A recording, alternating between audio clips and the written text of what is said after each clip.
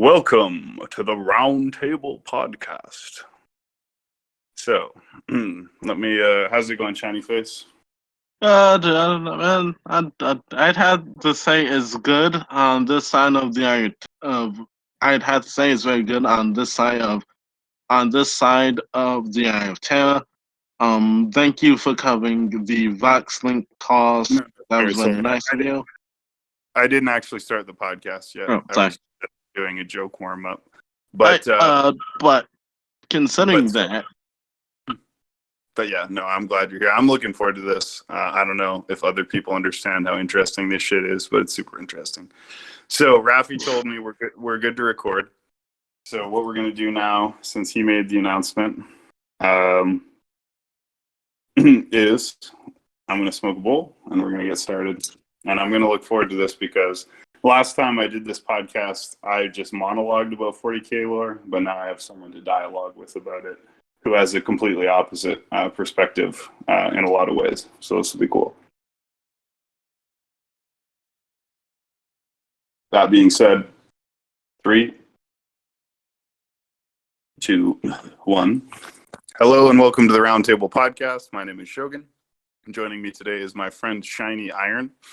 And Shiny Iron and I are going to discuss the rich, disturbing, and fascinating lore of Warhammer 40,000. This will be the second podcast in this Roundtable 40K lore series. We have a lot of 40K fans in the chat, in the server. And anyone who knows, this is like an amazingly rich lore. So make sure you join the Roundtable Discord server. We record every day at 8 p.m. Central. You can find over 250 podcasts, 3 different YouTube channels, a BitChute channel, hundreds of podcasts in the hashtag RT podcast channel of the Roundtable Discord server. That being said, welcome, my friend. How are you, Shiny Iron? I'd like to say it's very good to be here, especially from this side of the Eye of Terror. Don't normally get that good of connection, but after searching my providers, I finally got to speak with you, and it's going great so far. Yeah, I'm really looking forward to this. So I'm a huge 40K geek. I'm sure people know, but 40K is an abbreviation for Warhammer 40,000. Warhammer 40,000 is a tabletop war game with little miniatures that people paint and play games with. It's super cool and fun, but it's so much more than that. It's a role-playing game. It's a series of novels and books. There's, video, movies, video games, animations, you name it. And the part of it that I'm into and the part of it that we're going to talk about today is called the lore. And the lore is, story, right? The history and the meaning of the concepts and the morality and the characters and all that. So I've talked to you enough to know that you're pretty deep into this and I'm deep into this. So let's geek out. So the first thing to point out is I'm a loyalist and Shiny Iron is a heretic. And this is basically the primary division in Warhammer 40,000. At least for humans, it's between humans and Xenos. Xenos are aliens, and then between humans, it's heretics and loyalists. So he identifies with the Iron Warriors, who are one of the traitor legions, which inherently makes you a heretic. And I am a loyalist. My favorite chapters are the Ultramarines and the Dark Angels, which means I am loyal to the God Emperor. So before I talk anymore, where do you think we should start? Right? Should we talk about the Emperor? Should we talk about the Forest? Let's start with your misconception. You said that you're a loyalist, correct?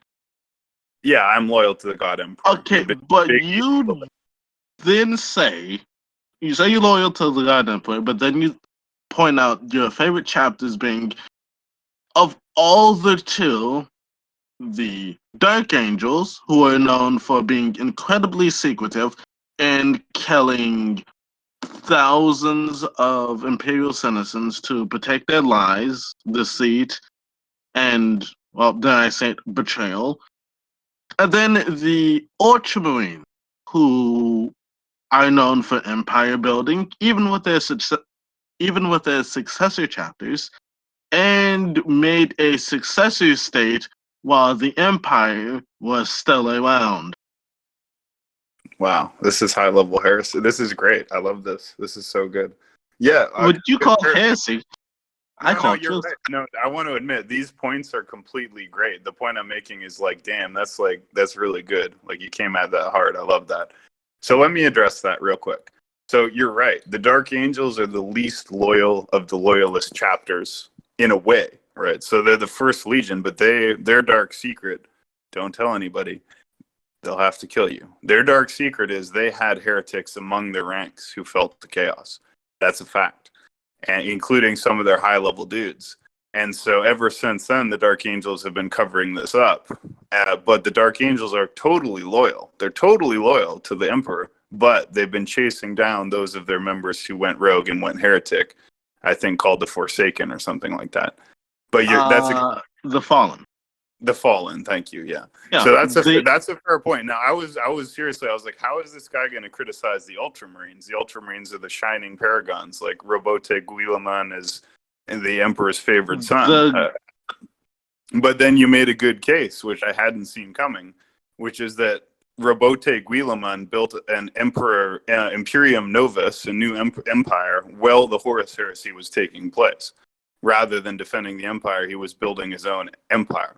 But that being said, I mean, surely you don't question the loyalty of Robote Guilliman. Like, I don't think even a heretic like you would do that. I mean, considering him. For those of you who don't know, Guilliman, well, let's be honest here, the son of Cantor, forced all of his brothers, those who stayed loyal to the Emperor, despite some of their bonds of loyalty to the traitors, forced all of them to dismantle their legion, and even took advantage of his dead brother's sons and made them disband into smaller chapters. While in secret, giving very valuable and very, very, very secretive and generally stuff that you won't give to anyone for any reason, equipment and gene tech to one tech priest who he told to basically make him legions, while legions of superior space marines, while forcing the already existing legions to dismantle. So you are talking about Belisarius Cawl and the Primaris Space Marines, correct? Yes. Right, but what's the problem with this? Because to me, Belisarius Cawl is one of the kind of lights of hope in the 42nd millennium. Right, he has actually progressed Imperial tech, and the Primaris Marines are a huge advantage for the forces of order.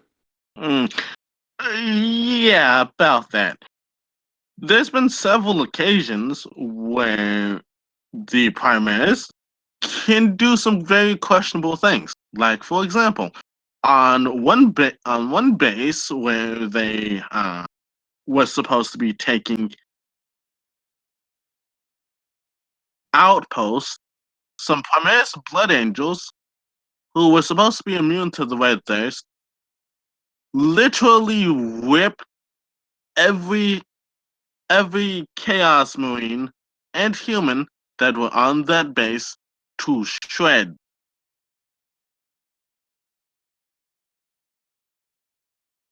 Well, sure, but actually, here's a question for you. Has there been any Primaris Space Marines who have fallen to chaos so far? Kind of. Are you familiar with the events of the Psychic Awakening?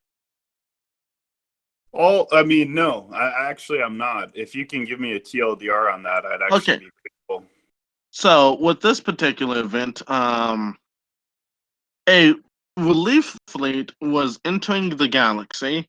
Well, was entering the system of the Brazen Drakes, who had been marked as heretic. When ordered to lay down their weapons and let their fate be decided elsewhere, the Primaris aboard tried to take the ship, failed, and got yeeted by the custodian. So this means if pushed hard enough, the Marines who are bigger and stronger and have better, more futuristic tech could easily turn against the Emperor if you poke them in just the right way. Well, nobody is immune to the forces of chaos, or almost nobody. And you mentioned the exception, the Adeptus Custodes or Custodes. They're an exception. The Grey Knights are almost an exception. The Imperial Saints are an exception. But other than that, nobody's immune to the forces of chaos. And Space Marines are remarkably susceptible to it because almost half of them fell to it. I would, Go ahead. yeah, well, depending on like the author, which is a problem with having multiple authors on a series as big as the Heresy, it either could take years or months for a legion to be fully for the corruption to start seeping in. Like take the Emperor's Children. They had a really, really, really bad encounter with the already corrupted world. That's what sealed their. Whereas you have the Iron Warriors, who before you say it, were completely justified in betraying the Emperor, because he not only stuck them with the shittiest jobs, but also let their Primarch perform decimation on them. So it was more so what pushed them over the edge. Okay, so let's get into a few. So the psychic awakening implies that this latent psychic powers of some of these species are being activated. That's what I would assume that refers to, correct? No, it was basically just a set of different events that were happening at around the same time. Okay. Okay, an example of one of these stories that came along with that would be with this planet, with this entire. Okay, when a Alpha Legion warband performed a ritual which turned everyone on this planet into a psychic, and a combined force of Iron Hands and Sororitas had to basically fight their way onto the planet. Were about to get curb stomped by the demons of Zinch, when all of a sudden the Emperor showed up. And by that I mean, yes, the little Emperor, 100 feet tall and with an army of flaming eagles. That's just one instance of very, very bizarre things happening. But for the most part, it was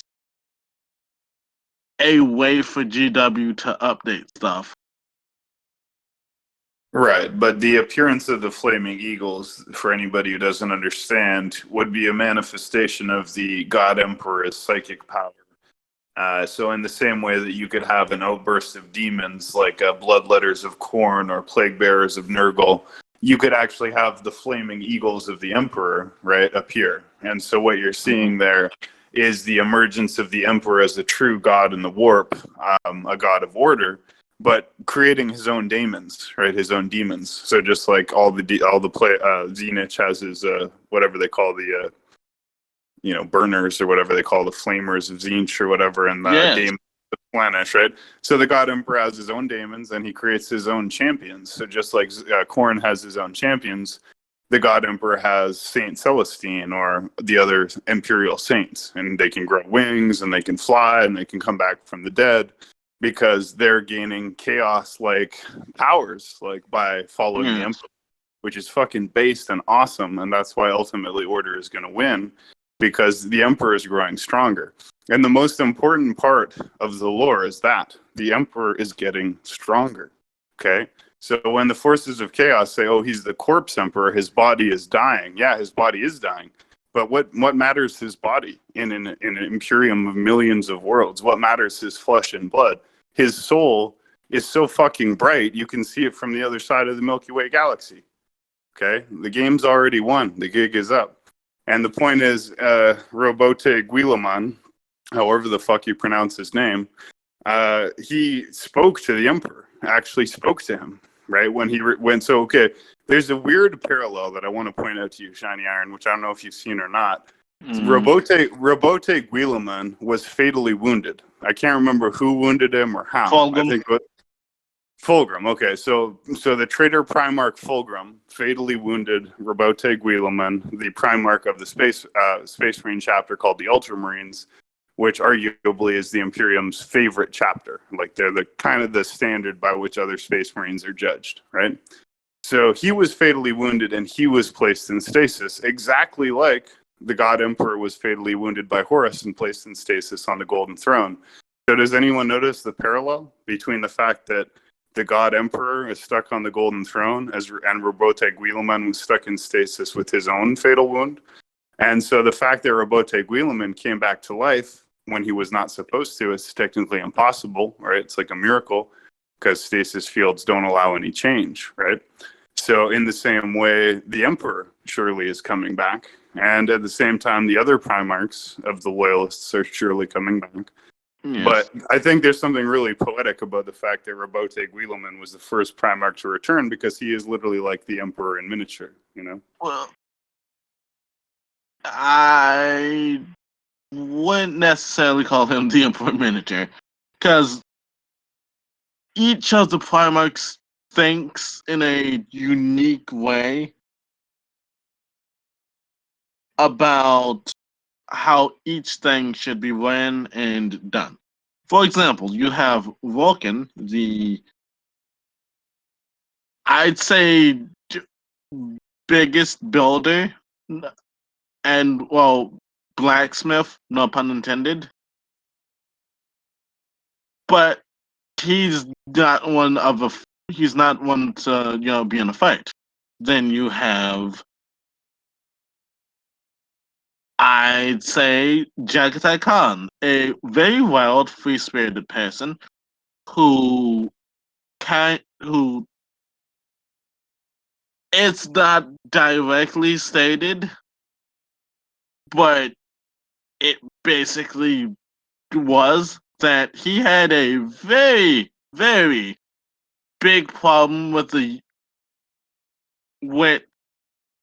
Emperor's ban on religion because he wasn't necessarily a believer himself, but he also did know that, there was something out there.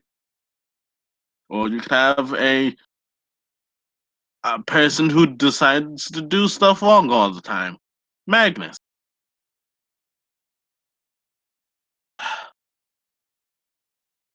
Very funny. Very funny boy.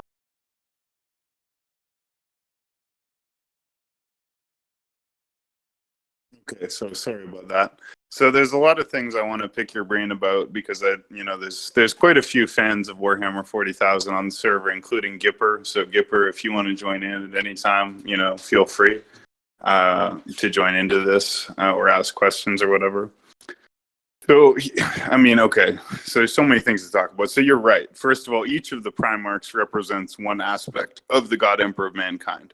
So you can't really say that Robote Guilliman is any closer to the God Emperor than Vulcan or Lionel Johnson or Khosaro Khan or any of the other loyalist Primarchs. And in a disturbing sense, you can't even say he's any closer than the traitor Primarchs because even the traitor Primarchs are, as the Emperor's children so blasphemously say, and yet truly say, the Emperor's children, right? The Emperor's children are complete freaks. They're disgusting monsters and perverts.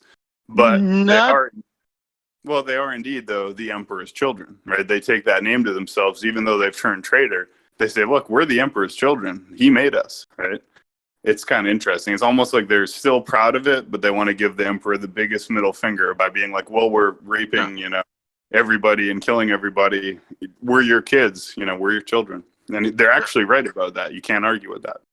The thing with okay, I would mostly put this towards the fact of GW trying to become more quote unquote family friendly.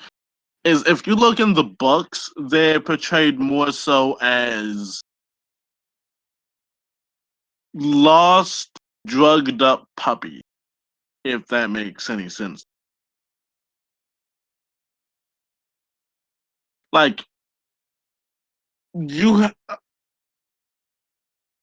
this all kind of stems back to the events of the Horse Heresy, in which anyone who could have actually stopped the Emperor's children from, well, becoming dead as a legion either perished on Istvan or they got their mind warped so hard by drugs, there's nothing that you can do for them.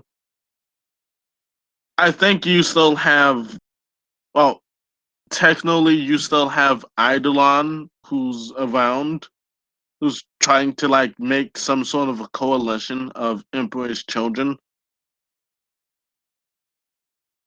And like if Fulgrim comes back, well, he's back, but he's also technically still just sitting on his special throne. Speaking of which, Shogun, would you like to hear me describe Fulgrim's throne? Of course. Yeah, of course. Wait, where's that? Okay, so now which book was that in?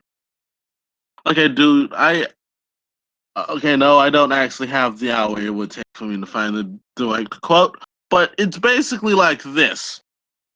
In the Eye of Terror, Fulgrim, the once pure-hearted, loving, a little bit vain Primarch, now spends most of his time on a soft, very moist, velvet throne that, well, kind of spews out random liquids that, you normally don't want to be surrounded by 24/7.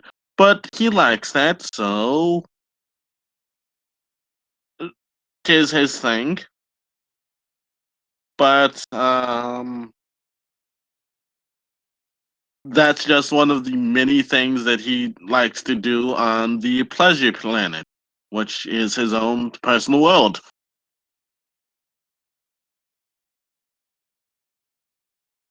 Uh, Exactly right. Yeah, exactly right. So, yeah, pleasure planets are planets that, well, there's daemon worlds. So if you become a daemon prince, you get your own planet. And if you're a daemon prince of Slaanesh, you can have a pleasure planet. And there's also imperial pleasure worlds that could fall to chaos, etc. So here, I want to now dig into a particular question with you, and Gipper, if Gipper is willing to speak on the mic. This is an interesting, just little debate that I found intriguing, and I read the lore, and it was inconclusive, and people were taking different sides. So the question is, who is closer to the Emperor? The Adeptus Custodes, the golden custodians and bodyguards of the God Emperor, the ones who were originally gene crafted by the Emperor to be his personal bodyguard and companions. He seems to love them and care about them more than anybody else. He says, like, I will spend 1,000,000 lives, 1,000,000,000 lives, 1,000,000,000,000 lives before I spend one of your lives. He's like, I am miserly with your lives. Like, he cares about these custodes. And they are trusted. They're completely incorruptible. But on the flip side, you got the Grey Knights. And the Grey Knights are said to carry the Emperor's own gene seed, right? They have his own genetic material. And the Emperor is to the Grey Knights what a Primarch is to his Legion. They also have never, as far as I know, succumbed to chaos, or if they have, it's like one of them ever has, if any. And they have highly powerful psychic abilities, and they're adept at fighting demons, so they're like highly warp resistant, and they can kill demons, etc. So, who do you think is the Emperor's sort of ultimate creation? Is it the Adeptus Custodes, or is it Custodes. you think the Custodes? Okay. if you've read any interaction between the Emperor and the Custodes, you know that those are the favorite children. It's Well, like but the thing is, I'm not asking who is the favored children. I know that the Custodes are the favorite children. I know that. Like the God Emperor, if there's anything he's ever cared about in his life, and he's cold. He's a cold motherfucker. If there's anything he's ever cared about in his life, it's the Custodes. I feel like it would hurt him more to lose 10 Custodes than 100 or 1,000 worlds. But the point is, who's closer to the Emperor genetically? You know, the Grey Knight. Because that's what I think too. the Custodes are okay. For those of you who don't know, here's how the super soldiers work for the Imperium. First, you have the Thunder Warriors.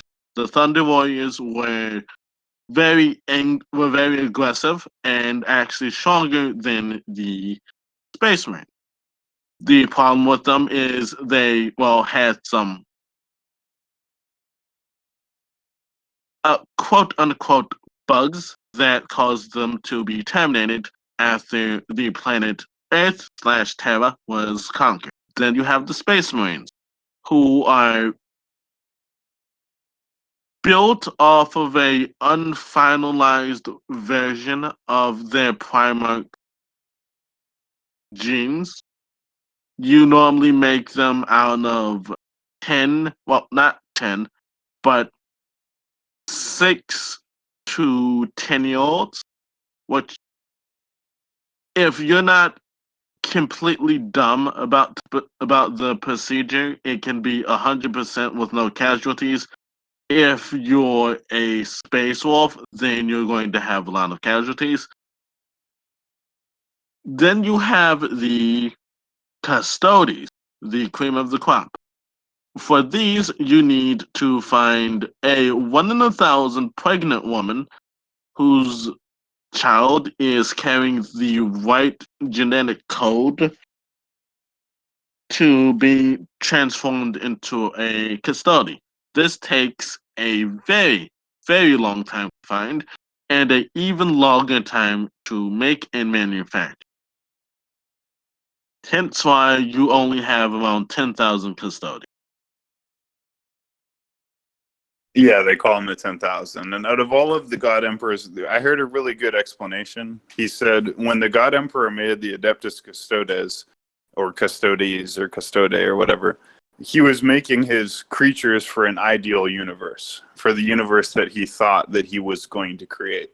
When he created the Grey Knights thousands of years later, he was creating them for the reality that had actually come about. So he said, like, the Custodes, which are gold in color, were aspirational. They were his like perfect people for the perfect empire he thought he was going to make. But after the Horus Heresy, when chaos was completely fucking out of control, he's like, oh fuck, I fucked up. I guess I better make the Grey Knights. To me, that makes the Grey Knights the greater creation because they were designed to face the horrific and terrible realities of the Imperium Nihilus in the 42nd millennium. The Custodes are beautiful, right? They represent the God Emperor's, ascendant dream for humanity. But the Grey Knights are just stoic, bastions against chaos. I mean, think about it. These guys' sole job is to fight fucking hell. Their job is to kill Satan every goddamn day. Like, the Custodes just stand there like sentries. They just stand around the Emperor and the center of the thing. Of course, now they go out and they do the Crusades. But for 10,000 years, they ain't done shit, basically. They stopped a couple invasions of Terra, and I'm not shitting on the Custodes. Obviously, I realize they're amazing, but I'm just saying the Grey Knights are going every day into literal hell to fucking kick Satan's ass, and they're just stomping demons all the goddamn time. They're way more badass, and I mean, I realize probably a Custodes versus a Grey Knight. I don't know. I mean, what do you think would happen? Let me ask you this, Shiny Iron. Let's say you take, a Custodes in power armor versus a Grey Knight in power armor, and they just have to fight it out. What do you think would happen? Okay, now the question is, why are you going to do something so cool to the Grey Knight? Because, yeah, custodian power armor is pretty much unbeatable unless you're talking about a demon print. Or, okay, if the Grey Knight can use his psychic powers, then he could just win. Okay, this is a bit of information from the banning of crossbow. A custody was told to stand in front of a exit, right? It was like this bridge. He was told no one is supposed to get through here. 40,000 Suns Space Marines brushed him. Not a single one of them survived the encounter. It took a very powerful psychic being, a Mun, to take the custody, crumple him up like paper, and then throw him out the way. So here's one of the main differences, right? Every Grey Knight is a powerful psyker in his own right, which is why I think they're closer to the Emperor, because the Emperor is the most powerful psychic. Whereas the Custodes, there's no chance that any of them are psychers. They have 0% psychic capability, which is why they're completely uncorruptible. They cannot be corrupted by chaos. But, we know how powerful psychic powers are. So the Grey Knights have most of the martial capabilities of the Custodes, and they're super psychic. So I would argue that if a Grey Knight had to fight a Custodes, which obviously would never happen because both of them are totally loyal, the Grey Knight would have a bit of an advantage because the Custodes has no psychic powers, and they're both really good fighters. Now, the Custodes is resistant to psychic powers, but overall, I think the Grey Knights have proven that the ability to handle their psychic powers without falling to chaos, and that's a huge advantage. I can see your points on this one, but from I guess you would probably, yeah, no, I will concede that one. But as far as the vision of their intended purpose goes, I would say it's more so along the lines of the Custodes, because they haven't done any of the stupid things that the Grey Knights have done under the orders of the Inquisition. Which, okay, the Inquisition being as divergent from the Emperor's best friend's ideas would probably make him spin in his throne at least a few times.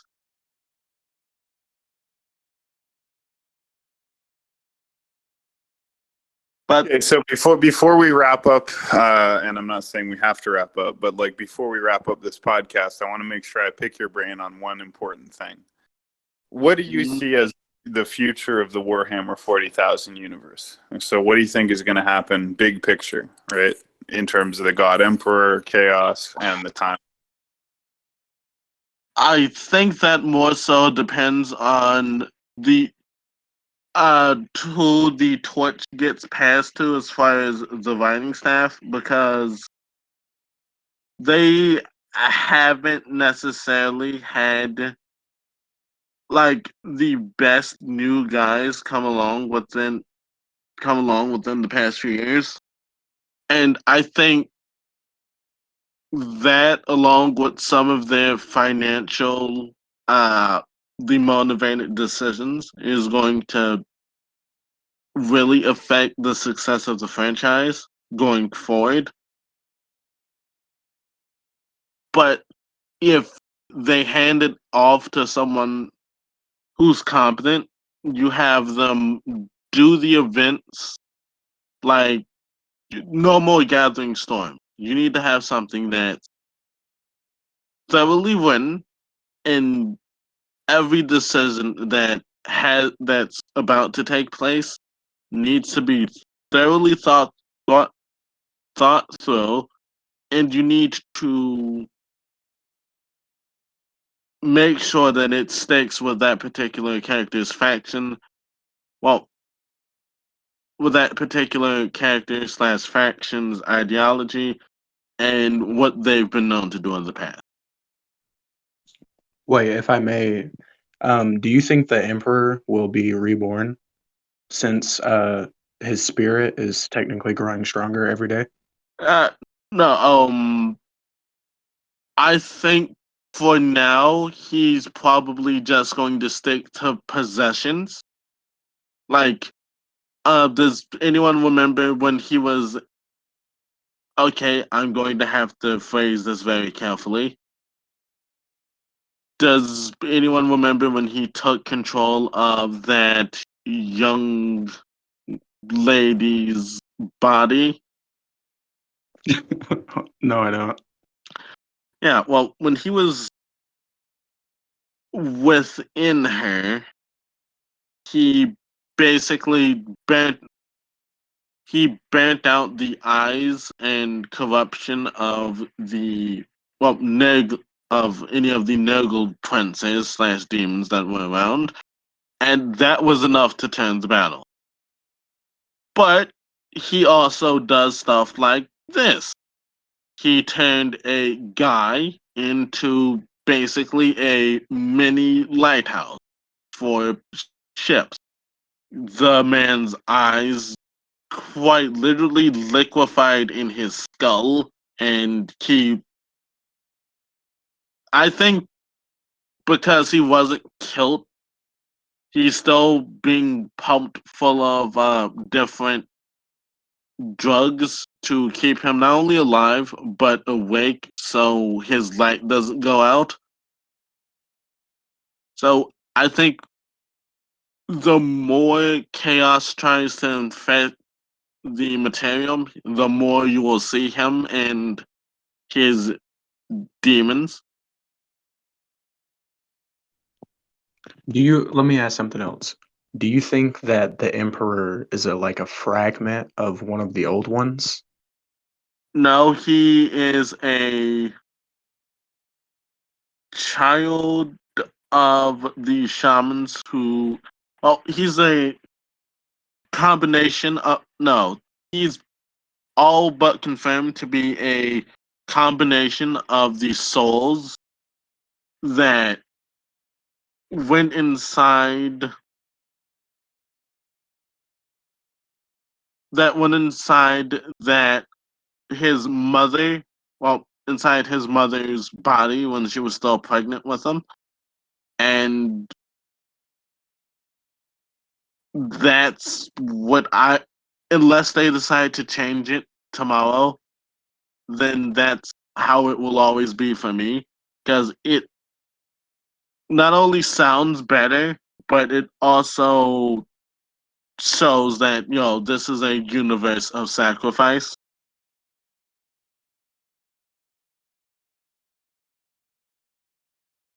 So let's talk before we close up here about the Tyranids. Where do you think the Tyranids fit in? Do you think they're the greatest threat facing the Imperium? Do you think they're insignificant compared to Chaos? Oh, they are the greatest. Pardon Yeah, me? I agree. I agree. Yeah. Greatest. No, because every world that's taken by them, that's more fuel.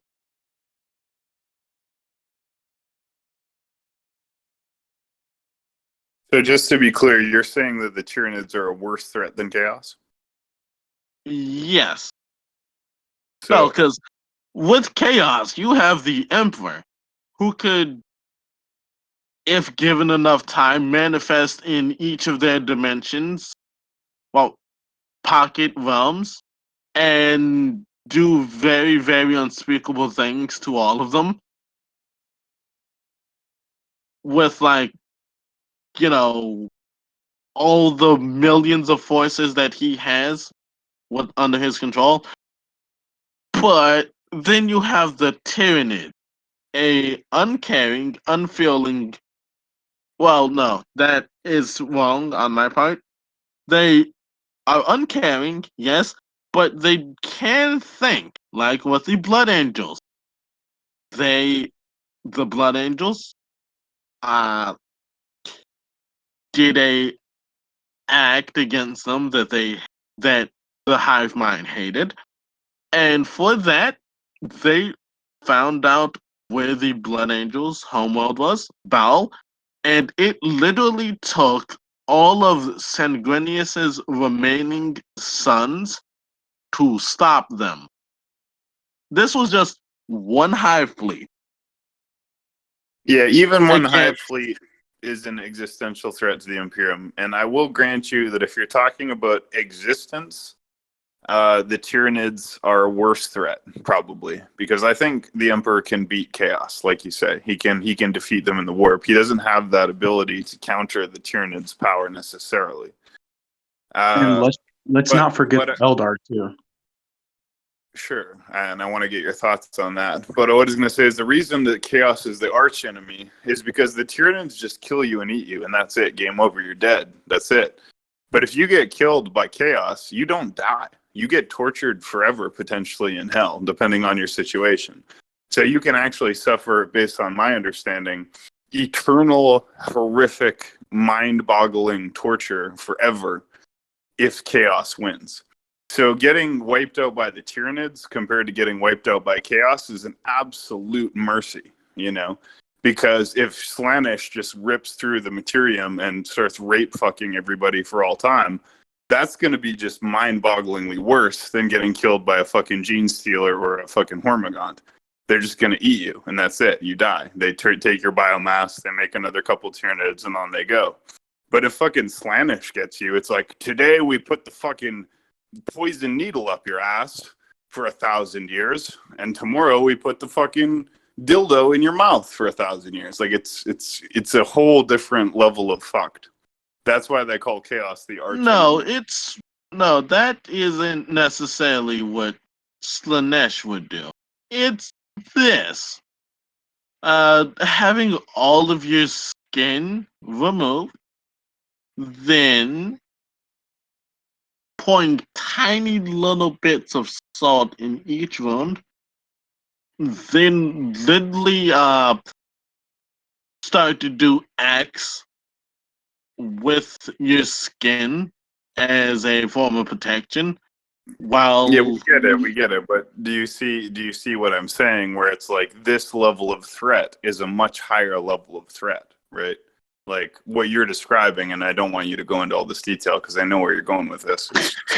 It's nasty. Hey, it's nasty. And you're listen, right. you listen to me here.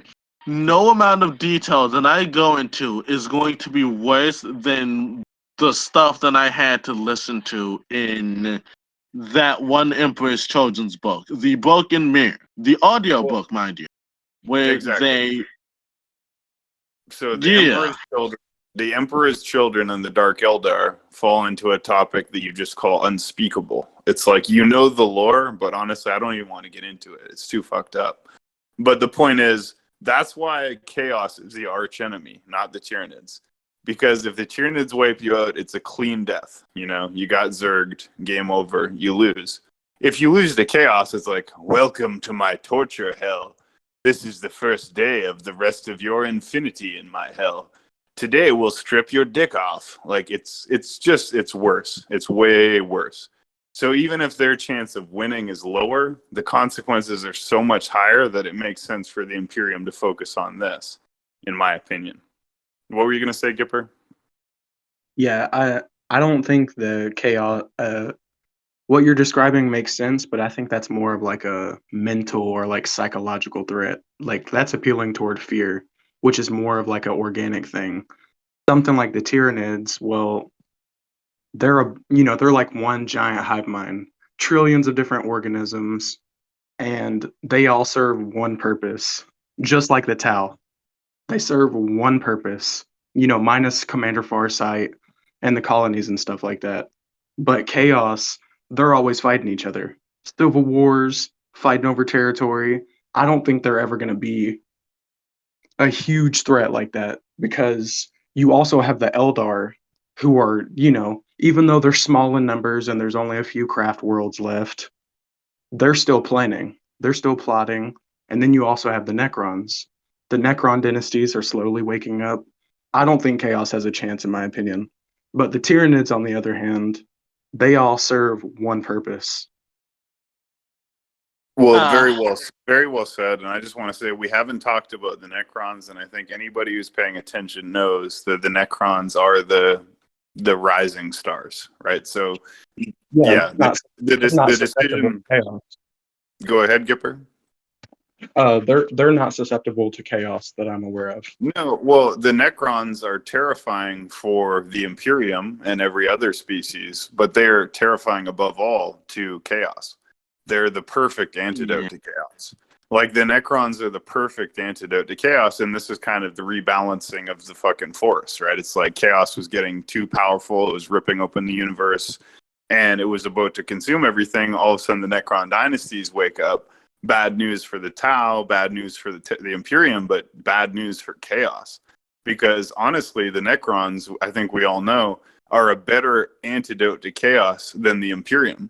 Because the human soul, like the Eldari soul, is susceptible to chaos, highly susceptible to chaos. The Necron soul is unsusceptible to chaos. Plus, they're fucking beasts on the battlefield, and they come back from the dead, etc., etc. So it's just like they're gonna fuck chaos up. And most likely because they are rational, self-interested entities, right? So even if they're totally quote unquote evil from our point of view, they're rational and self-interested. So their primordial self-interest is anti-chaos before it's anti-empire.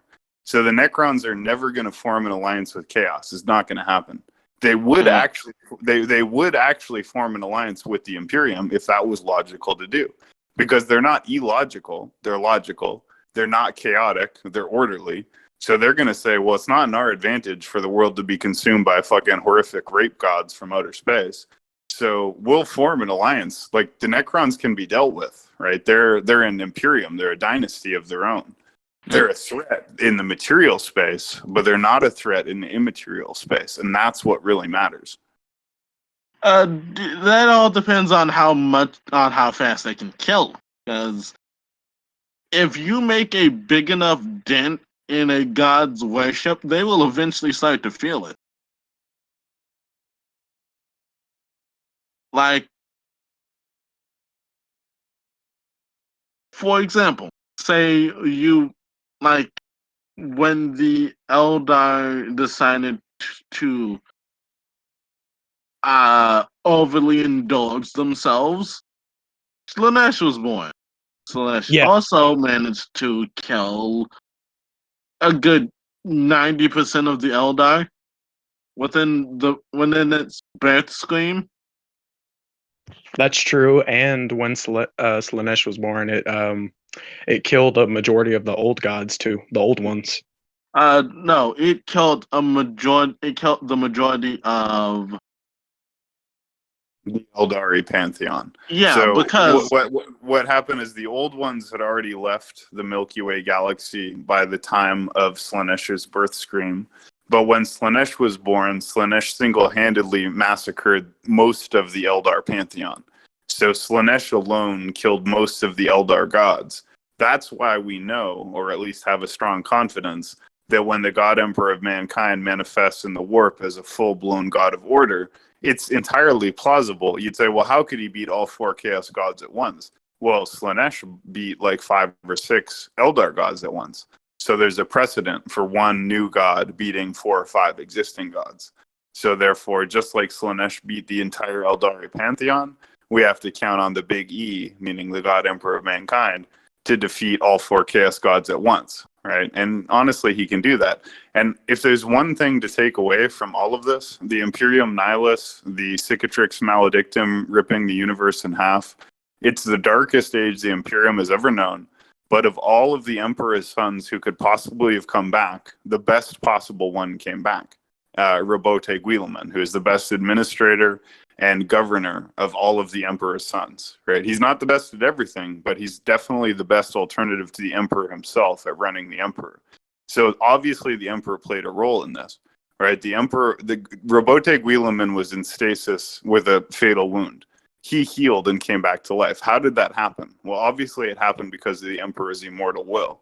Why did the Emperor expend his immortal will on this particular task? Because he knew that short of himself, Robote would be the best leader. And the Imperium has been enduring for 42,000 years with no leader, or at least for 10,000 or 12,000 years with no leader, because the Emperor's been on the Golden Throne. So having Robote leading the Imperium is huge. It's as big as the Cicatrix Maledictum ripping the universe in half. Think about that. All GW did, they said, okay, Cadia got destroyed, the pylons got destroyed, the universe got ripped in half. All we had to do is give you one dude, Robote Guilliman, and everyone's like, well, that changes things. One guy against ripping the universe in half, right? Yeah. I'm gonna bet on the Imperium in this one. I'm gonna say what's gonna happen is Yniad is gonna wake up. The Eldari God of the Dead is gonna wake up from the Infinity Circuits to the Craft Worlds. The other Primarchs are gonna come back. Kosaro Khan, probably Lionel Johnson first, then Vulcan, then Kosaro Khan, etc. The Loyalist Primarchs are going to come back. The Necrons and the Tau and the Eldar and the Imperium, at least 3 of those factions are going to make an alliance, right? They're going to start working together. And chaos, as it always does, is going to dissolve into chaos. You can never have a force of disorder in any given circumstance overcome a force of order, because cooperation is powerful.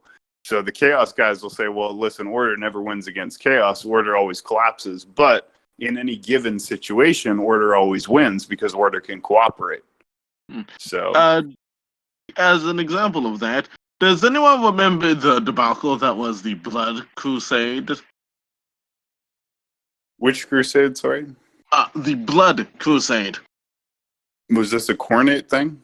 Yeah, so you had 2 very large war bands filled with hundreds of Space Marines, millions of cultists / followers of Khorne, and they were deciding who's going to lead this.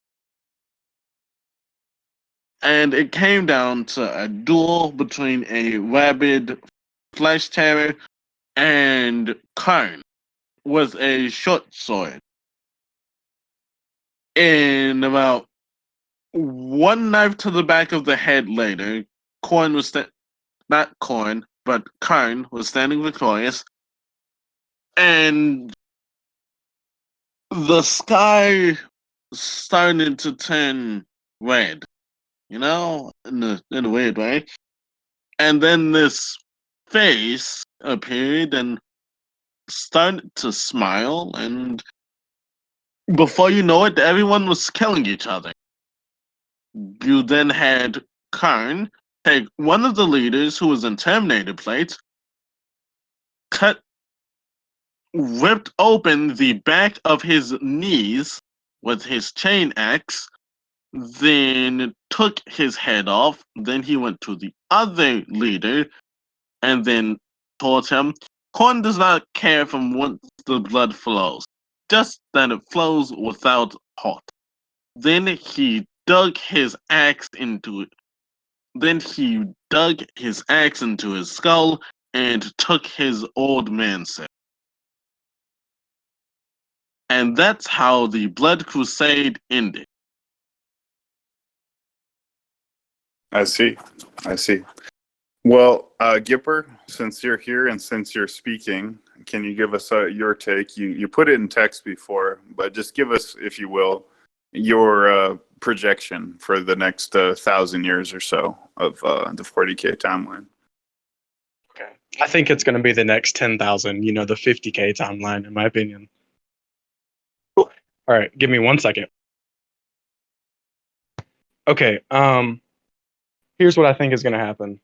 I think that since all the organic life that we know it are byproducts of the old ones, because they love creating life, that they're somehow going to unite under one cause, and maybe it's something like the Matrix. Maybe they only do it like temporarily, but they're somehow going to do it.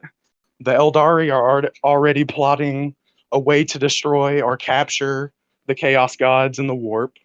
So they already got that figured out. The Necrons are waking up. Okay, so you got the backbone right there, which in my opinion are going to be the Necrons. You have Order, which would be like, it's obviously going to be mankind. Then you have the Tau, which are going to be the new blood, which are essentially the new blood in the galaxy. Tau are naive. They're not vulnerable to the warp that we know of, although Commander Farsight was changed when he encountered Chaos. But monologue aside, I think Chaos is going to re-invade Holy Terra. They're going to get to the Golden Throne again, but this time they're actually going to kill the Emperor.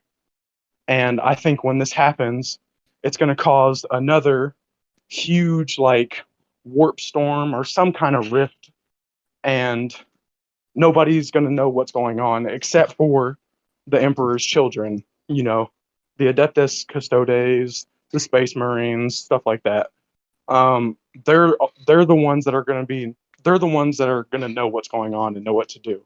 So when all this crap is happening, you'll have on different fronts the Tau, the Necron, and the Eldar executing their plot to reestablish order.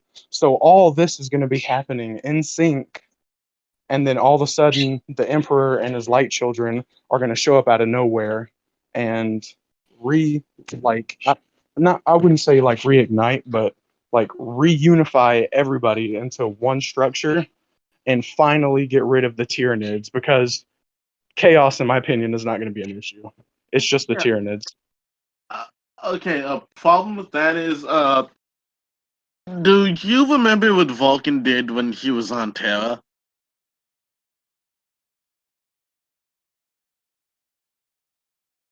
He did something so bad that I'm pretty sure he never stopped hating himself for doing it. But he kind of made a what propelled bomb. What this does is it's going to gain psychic energy over time, and then eventually when the throne is deactivated, it's going to combust. And because there's a portal open to the warp, yeah, things aren't going to be looking so hot for the cast. Whoever gets hit the worst is probably not going to survive what happens afterwards. So I think it's time to start wrapping it up soon, but the good news is this is going to be an ongoing series about 40k lore. I'm really happy with how Shining Face and Gipper came into this episode to expand it from my initial perceptions. I do want to take a moment to speak on my point of view of this, and I'm going to keep it really short. So when Robote Guilliman went back to the presence of the immortal god Emperor and his golden throne, he was granted what very few humans have been granted in over 10,000 years, which was a conversation with the Emperor.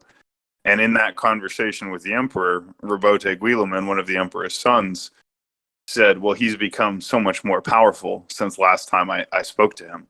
So when the Chaos Forces say, oh, he's the corpse Emperor, he's dying, that's nonsense. He's getting stronger every day. And so he was already conquering the universe 10,000 years ago. He's grown stronger every day for 10,000 years. So it's fairly obvious to me that he won one battle in the material plane and that he's preparing to win a second battle in the spiritual plane. And once he does that, it's game over. So his initial plan was to create the webway. He thought that he could use the webway and atheistic, rational, secular, and materialistic science to combat the forces of the warp. But he has now understood that he was misguided, and his force is actually in the belief and faith of his trillions of loyal followers. And each of those loyal followers, as well as every psyker that's soulbound to the Astronomicon or sacrificed to his immortal essence, makes him stronger every day.